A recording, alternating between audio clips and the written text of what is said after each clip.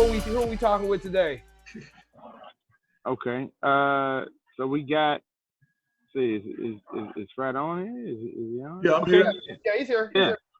Oh, I have the great pleasure of introducing none other than my own precursor, my chapter's precursor. Gotcha. The very great and wonderful our industrial leader, Brother Nathan Poison Ivy. Hey, how you doing, Fred? How you doing? That's quite the introduction. And we're talking about health, as you know, Seven may have said to you, and we wanted to talk a little bit about mental health and how children are being affected by what's going on. So I mean, this is my first time meeting you, brother. Thank you so much for coming on. But yeah, just give us a little background about you. So I am Nathan Ivy in St. Louis, Missouri, and I've been in the nonprofit world now going close to 30 years, if not 30 years. Much of that time in youth development, just working in various capacities with youth, from gifted to those that are most challenging to reach. But then also a lot of work around just family support, and being able to connect families to the necessary services so that the families can stay intact. So pretty much anything that's dealing with family, I've done it, I've been a part of it, and that's basically what my life is geared toward and dedicated to. Currently, I'm the director of a federal initiative here in St. Louis at Vision for Children at Risk, and that initiative is called Project Launch. And Launch is an acronym for linking actions with unmet needs in children's health. And so the concentration is really on the social and emotional well-being of children. And I specifically target the age group of 0 to 8. And figuring out, okay, what is it that families really need to remove and reduce the barriers that preclude them from having, healthy life and livable lives. And so that's kind of what our initiative is around. And so this is so very timely, as I told Seven yesterday, because I don't think that there's enough discussion about how this is really impacting children and youth, just because all of the adults are in such scavenger and survival mode. They just kind of left the kids out of the equation. Understandable. I have my son behind me.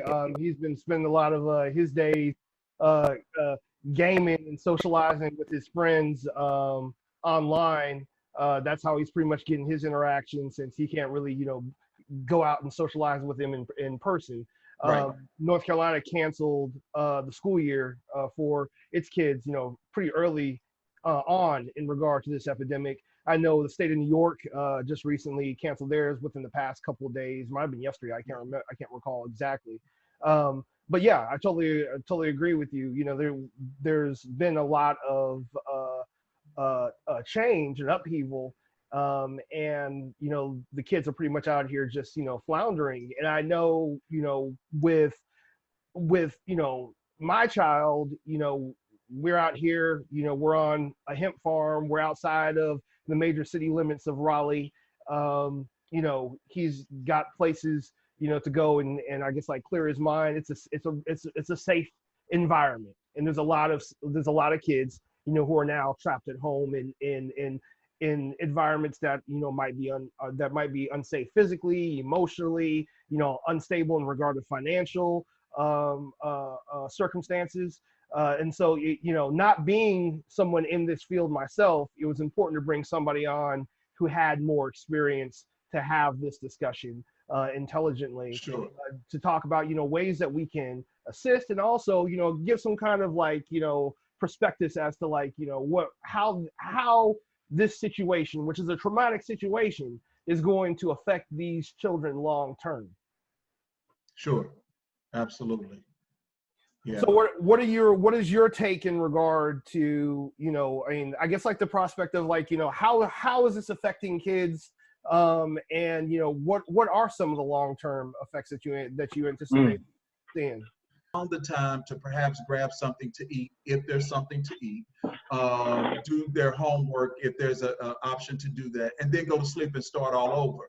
Now that doesn't even take into account, at least here in St. Louis, we have intervoluntary DSEG programming. So there are kids that go to bed extremely early because they get up extremely early to go to the suburban schools. And so those kids have even less time, right? So so that's just some of the considerations. I was the director of a Boys and Girls Club here in St. Louis, and many of the kids, you know, were it not for the Boys and Girls Club, the food and the support academically that was provided at the club, they wouldn't have had anything, because it's just not, in many cases, their home environments lack that kind of support for whatever reason.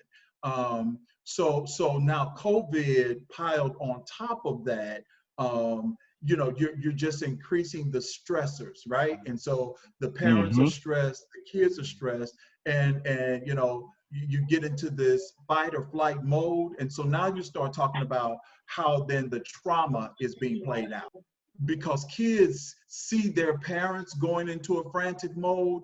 They care about their parents, and so they react to that kind of energy as well. So it is a layered question, and I don't know if there's any one magic wand that we can wave to fix this. I think it's going to be incremental. I think it's, and I do also believe, I know that there are some hopeful people that, and you hear them say, I can't wait for things to go back to the way it was. I don't think that's possible. I don't think we're going that direction. I think it's going to really challenge individuals to pivot, and to look at how to do things differently, perhaps do things better. I think a lot of people, it was a wake-up call that I don't have the supports in place that I should have had. And so that's why you see the lines of cars wrapped around buildings to get the food that's available through donations, through Feed America and those kinds of organizations. In St. Louis today, it was the Urban League that was providing food. You just drive through, they just put stuff in your car, in your trunk, and you keep moving. So those are the kinds of scenarios that we're living in St. Louis. And again, it's impacting the kids, young and the young adults. They're wondering now, what does college look like? If there's an opportunity to even go at this point because they didn't finish what they started in their senior year. So there are a lot of issues. True. And yeah, you touched on something that Stephen and I have discussed extensively, you know, on, you know, the digital liberation front. And that's, you know, the fact that there is no going back to the way things were before. You know, we've got to evolve and move forward in regard to how we do a lot of things. So, Right. so what do you think? I guess, like, what does that kind of look like to you? I'm not asking you to, like gaze into your magic ball or whatever, you know, give some kind of perspective, nothing definitive, but like, you know, Yeah. I guess like in an ideal world, based off of how things were, what would you like to see, you know, on the individual level and on the systemic level in regard to addressing, you know, what's occurred? So I really need to speak. I don't know if you all have heard in your demographics what's going on in St. Louis. The numbers in St. Louis are extreme, and it's now, of course, nationwide knowledge, but there, of course, is a disparity in the people that actually have COVID in St. Louis. And so it's astronomical in the African American community. And for many reasons, right?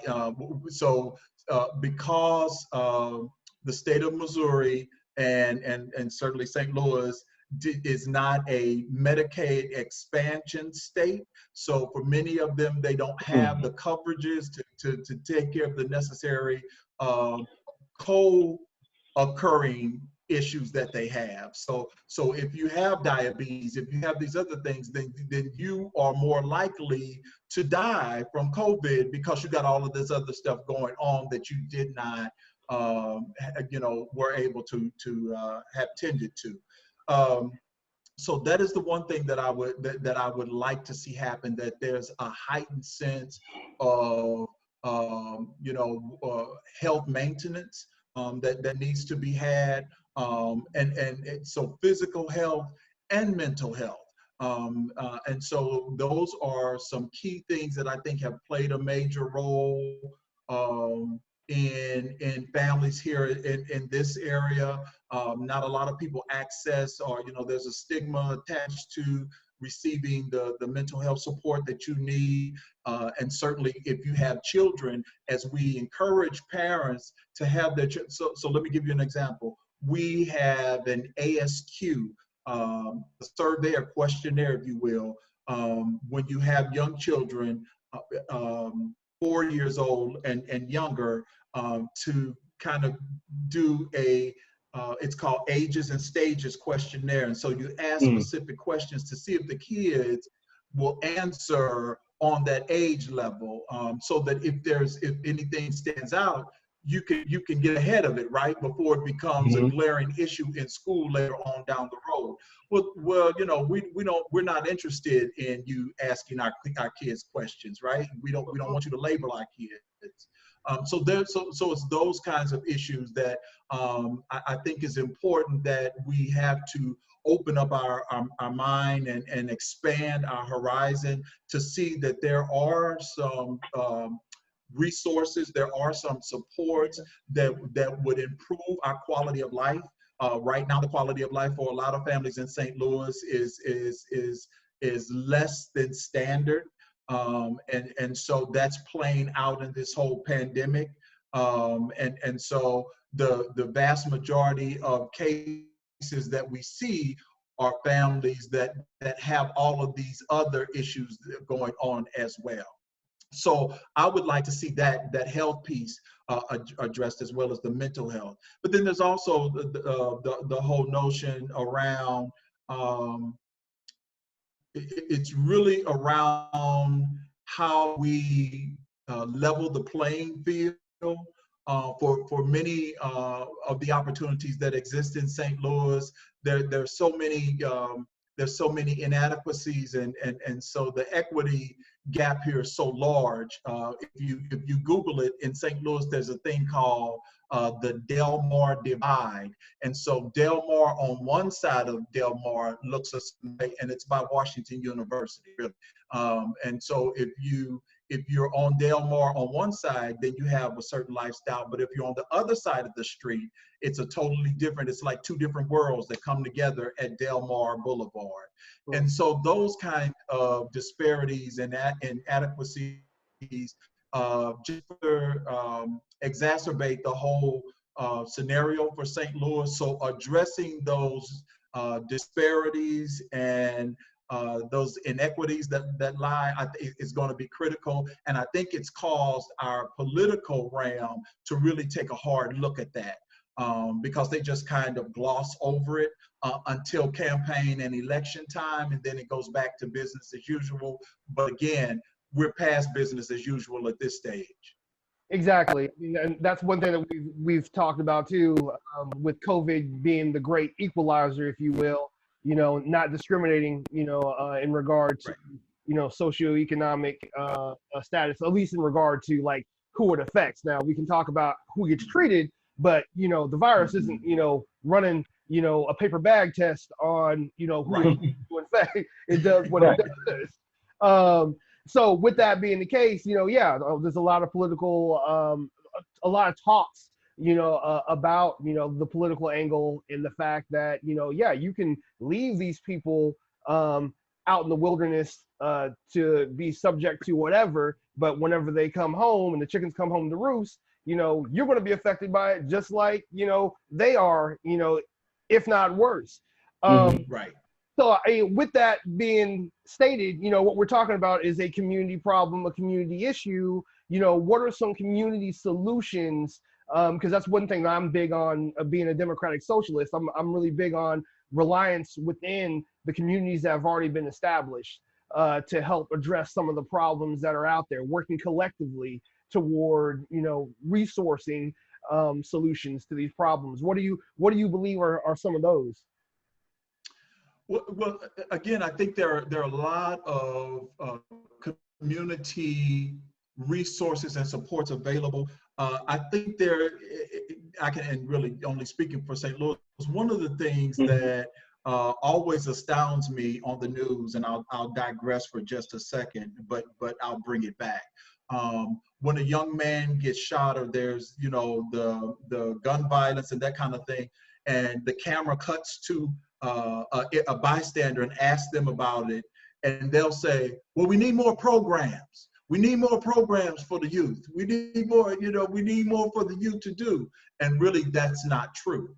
I think there's an abundance of things for the youth to do, but accessing and utilizing what's available is always the challenge. And so it is with the supportive services, right? So there are things available that can help families, because right now, again, many of them economically are suffering, right? Because many of them were hourly jobs, and they've either been terminated or furloughed or whatever the issue is, and they don't have the luxury of working from home, right? But they also did not adhere to a money management no spending plan, building up to this. And so there are entities that will help you budget and manage and prepare for instances, that you have at least a cushion for a longer period of time than you have right now. The stimulus check is not going to do it. And so you have to figure out then how to manage, and then also how to collaborate, and go back to a shared sense of responsibility, right? That a community is a shared sense of we really are all in this together, whether you like it or not. That's true, we are. And so sharing the resources, sharing the wealth is going to be critical. But those financial programmings, I think, is important for families to take advantage of, as well as those other employment programs that help you build skill and enhance your capacity to do other jobs that would make you more marketable. Because though a vast majority of people are suffering, there are other people that are coming out on top of this because they have ingenuity and they have innovation, and they figured out ways how to make money during this pandemic. And they figured out how to be a part of the solution as opposed to a part of the problem. And so those kinds of things. So just looking at employment programs and opportunities, and financial management programs and opportunities. And then there are also an array of just family support network opportunities. One of the things that we offer within Vision for Children at Risk is an opportunity for parents to come together in what it's called a cafe style, and it's through the Be Strong Family, which is a national nonprofit, Be Strong Families. And so they have come up with this cafe model. Now, of course, they had been physical up until now. Now we're doing them virtually like everything else. But it's an opportunity to bring complete strangers together that have like circumstances, like situations, and they then brainstorm and have a dialogue about how to come away with some tools to use and at least test out, right? To do a hypothesis to see if in fact this works for my household like it did for your household.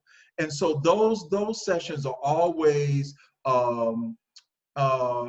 just little nuggets, if you will, because what it does is it sparks something in those parents when they hear, You going through that? I'm going through that too. How you get through that? Who did you call? That kind of thing. Because a lot of times I can tell them to call somebody and they won't call, but that other parent can say, I called so-and-so, the same person I told them to call, but that's their peer, and they'll respect it more and appreciate it more coming from their peer. So those cafes allow them to come together around, it's a themed approach. And so right now the theme of the cafe is appropriately so, taking care of yourself, and how to do that, how to be resilient in this time of turmoil and chaos. And believe it or not, you would be surprised the suggestions, the opportunities that come out of just those hour and a half long conversations of parents coming together, talking about their situation and walking away with some recommendations, and in some cases even challenging each other to do something and not just gripe about it. One thing that I kind of was curious about, and I know that Nathan, you had spoken about this before, when you talked about the cafe. Can you talk a little bit more about that? I know you said that there were like 5 factors or whatever that Absolutely. the cafes are built on. Can you kind of delve into that a little bit more? Sure. So the cafe model is really built around a conversation, a dialogue around 5 protective factors. And those protective factors are identified as key elements to protect the family unit. And so you talk about concrete supports, you talk about social connection, you talk about knowledge, and you talk about resilience, you talk about relationship. And so those are things that we feel like parents need if they're going to set a firm foundation for the family then to build on. The resilience is really just being flexible in times like these, right? You kind of you may have to bend a little bit, but not break. The social connection is that's what the cafes are all about. You really want to have other people that you can talk to so that it doesn't build up in you and then you blow up. And the kids then become the victim in that circumstance, right? So the social connection and healthy connections and relationships are so important. And then the knowledge piece is really around what I talked about a little earlier, really about knowing where your kids should be, age-wise, what level they should be on, that kind of thing. And then just some parental skills that may be helpful, that could enhance what you already do and know with your children. So that whole knowledge piece is important. And then I think there's one more, I forget what the other one was. Communication and support. Yes, and then I talked about the relationship. Oh, and so the concrete support in time of need is where we are now. But what we are getting now, when we talk about like the food distribution, well, those things are temporal, right? So how do we put supports in place that will again strengthen and fortify the family foundation? And so those concrete supports are more sustainable than the temporal ones that we are accessing right now. Okay, I mean, I absolutely feel that way, and I feel like, as long as we have some sort of platform wherein people are able to communicate and speak with one another, that because a lot of times when we're talking about community, we don't realize how much of that actual communication and networking is necessary to get things achieved. Like you were talking about those programs. I know myself, I was as a kid, I might be dating myself here, but I was a part of the National Youth Sports Program when they had that. I'm not sure if it was actually national, but I know I was a part of that. But you had to pay to be a part of it. You had to pay like, I don't know if it was like $10 or $20 or something like that. But I knew kids on my block and in my neighborhood who could not go just because they couldn't afford $10, $20 to go to this thing. And I think it was like maybe a month long, maybe, or something, just to kind of, get the kids out, do some sort of exercise. You weren't in summer school, but you were learning, different sort of skills and things like that. And we found out about that. I mean, obviously this is pre-internet days, but we found out about that through word of mouth. And, so we had that network that was available that allowed us that opportunity for me to be a part of that program. So I can only imagine, like, nowadays, especially when people, even though we're more social, we're still more isolated. And I kind of feel like, there are, a lot of programs like you were speaking of, that unfortunately can lead to some of us not being a part of them or taking advantage of them as they're, when they're available. Sure. I mean, I guess to piggyback a little bit off of what, Seven is talking about, and basically what you've talked about, earlier, Nathan, it's access, right? Like, if you don't have high-speed internet, you can't, socialize and game, with your friends online. It's difficult to do schoolwork and whatnot. Are there any kind of outreach programs on a national level or on a local level that, I guess I don't even know if that's possible, given the conditions, but are there any kind of outreach programs that, are setting up, controlled environments for students, not just students, but kids, to interact, with one another, adults to interact with one another to facilitate some of the solutions that you're discussing? Yeah, so, I think everyone is kind of scrambling to offer those and figuring out how to do that virtually. I think is posing a challenge for a lot of individuals, and certainly those kinds of programs and opportunities are available pre-COVID-19, but now it's a little more challenging to figure out how to connect children and families to those. Again, if you don't have the Wi-Fi, right? So I think it's really going back to good old family time, because at one point the people of color, Black and brown families, the church was the go-to for everything, right? That was the center for everything. Whatever you needed, whether that was voter registration, whether that was whatever it was, you could find it. Well, even the churches are closed, right? At least here, even the churches are closed, and so you can't even then look to the faith-based community to offer those things. So it really does present both a challenge and a charge to families to say, okay, how do we now reconnect at home? And people are doing it. They're posting it online saying, we playing board games again, right? We're getting to know each other again. We're doing TikTok, whatever that is, and being creative along those lines. But being able to congregate with other youth, I think we're a ways away from that at this point, to be able to implement any type of programming, outreach programming for youth until they actually get a handle on this. So understandable. So basically, I mean, I guess like that's a big gap right now is, trying to figure out how to connect people, in a time where connection is, is limited and prohibited in a lot of situations. Yeah.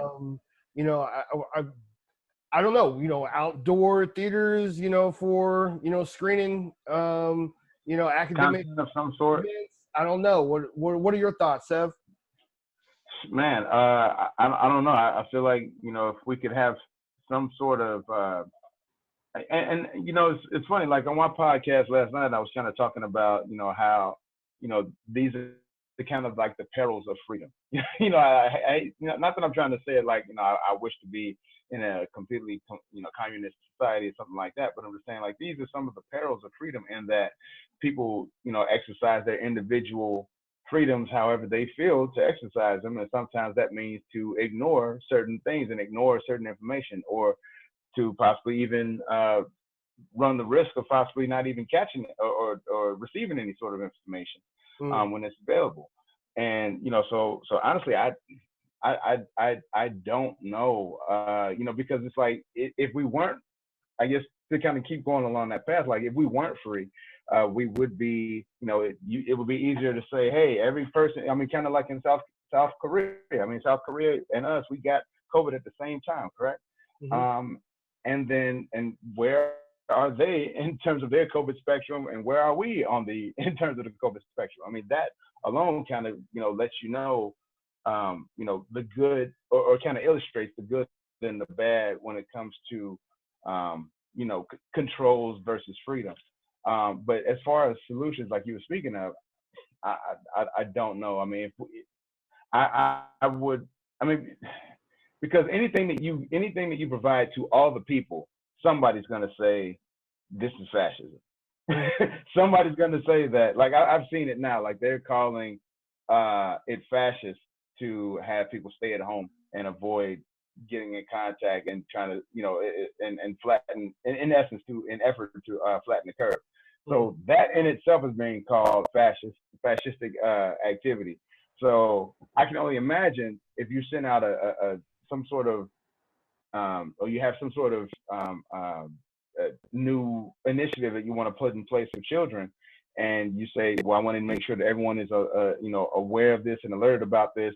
I mean, you can, certainly send out mailers, flyers, do things online. But if you're, you want to get the best, or you want to get everybody to participate in this thing, you're going to put some sort of mandatory aspect on this thing, and that in itself will cause people to say, well, who the hell are you, and where do you think you get off telling me what to do?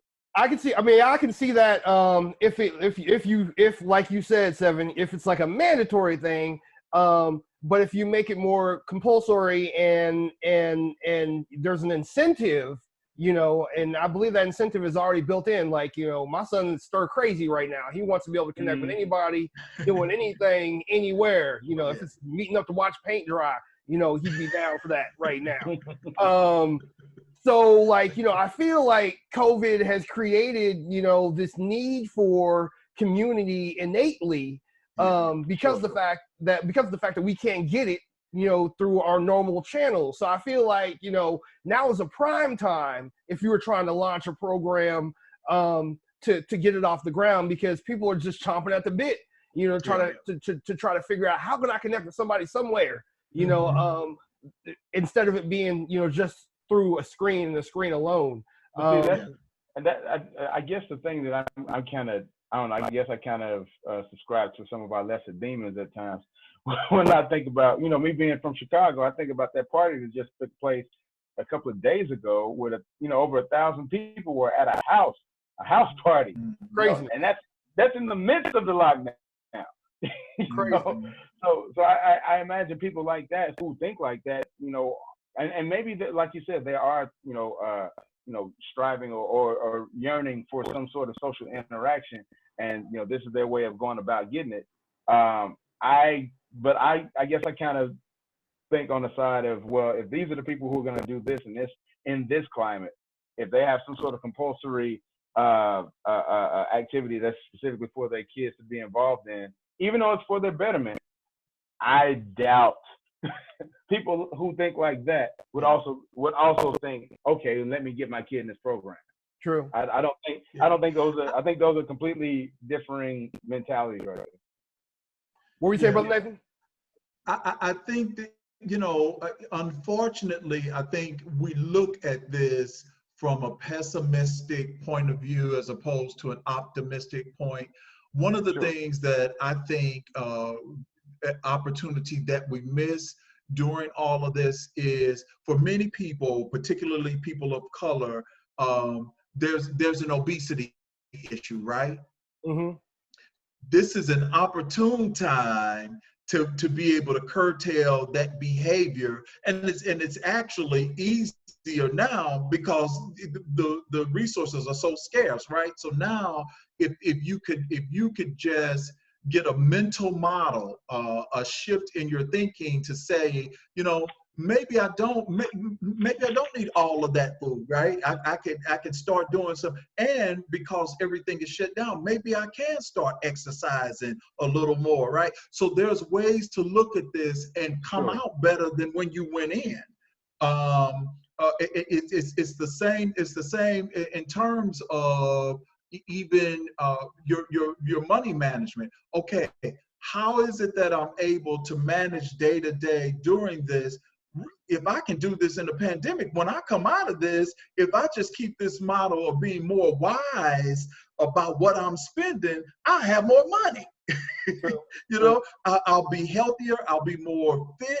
You know, so I think there are some positives that if people would just shift their thinking from a gloom and doom, you know, kind of Grim Reaper kind of scenario, that it's an opportunity, as I said earlier, to really pivot, and not just, you know, kind of cower down to the times right now. No, that's true. That's true. That's I want to say this before I forget. You asked about resources, and so who knows who will access this? And so a lot of the resources, I'm going to give you a few organizations that are links, and they are national, and they have some wonderful COVID resources for children and families. I mentioned BeStrongFamilies.org, but then there's also the National Family Support Network.org, and as well as Child Mind Institute. That is an outstanding one. The Child Mind Institute, when you actually go on that site, they on their screen is an index that you can have that child to take to see just how much trauma they're experiencing right now by asking those a few questions. Oh, wow. So I really like that. It's you really need to. It's a very comprehensive website, but it really is centered around making sure that we are taking care of the children. And I'll end with this. Wait a second. That's childmindinstitute.org.com. What is that? .org. Okay. All right. Go ahead. And you say you're going to end with what? Yeah, and I'll end with just from the Maasai tribe in West Africa, who always started, the tribal leader always started all of their tribal gatherings and meetings by asking them a question. And the question, top of the agenda, was, how are the children? So they didn't conduct any business in the Maasai tribe until everyone was accountable as to answer that question, how the children are doing. Because really, if you don't take care of the children, then what are we going to have, right? So you got to keep the kids healthy. You got to keep our kids intact. And so that's where I am. That's the organization that I'm affiliated with. We keep children and families at the center of everything we do. And as men of Alpha, we certainly uplift the lives of wholesome youth. So so I'm just excited about what the future holds. Even though it's dark, it won't always be dark. Absolutely. Onward and upward toward the light. Yeah. Onward and upward. Onward and upward. Right. I'm gonna let you have the last word in that regard, Seven. You know, you can take us out. I want to thank you so much for your time today, Brother Nathan. And I would like to have you back on, in the future as we navigate through this darkness toward that light. Sure, absolutely. Absolutely, and I just want to say thank you, once again for just dropping a hat, coming in and bringing your knowledge, your experience, and your expertise to our platform. I really appreciate it, and as one who personally has been impacted by just your existence, I definitely thank you. I hope to those who are able to check out this report. We'll check out some of those resources that have been spoken of, especially the Child Mind Institute. Check out the Vitality Cafe, and if you get a chance and you're up in St. Louis, even check out NBC. I know that there is a program that they do with Lester Holt, I believe. They kind of does some very minor check-ins with kind of on this topic as well. But once again, like I said, Mr. Ivy, Mr. Poison Ivy, I have to say thank you for your time, and I really appreciate you having taken a moment to join us.